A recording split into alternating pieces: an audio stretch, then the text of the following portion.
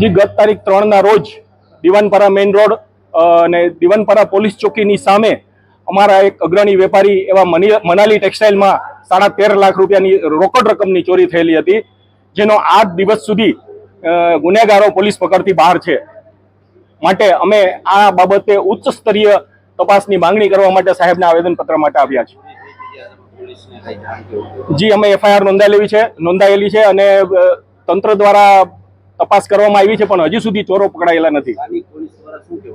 સ્થાનિક પોલીસ દ્વારા હજી સુધી એવું કહેવામાં આવ્યું છે કે હજી સુધી કોઈ સગડ મળ્યા નથી. તપાસ ચાલુ છે.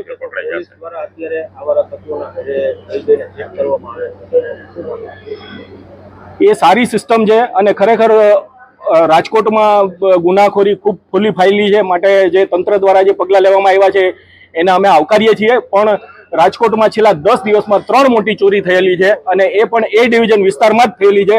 માટે વેપારીઓમાં ભયની લાગણી છે અને આ બાબતે અમે કમિશનર સાહેબના આવેદનપત્ર માટે આવ્યા છીએ કે ત્યાં રાત્રિ પેટ્રોલિંગ અને દિવસના પેટ્રોલિંગ પણ વધારે કરવામાં આવે.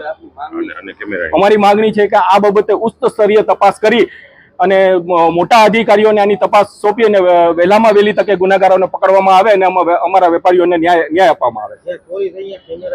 જી, સીસીટીવી કેમેરા ફૂટેજમાં બધું આવી ગયું છે. એના ફેસ બહુ સારી રીતે આવી ગયા છે, છતાં હજી ગુનેગારો પકડથી દૂર છે.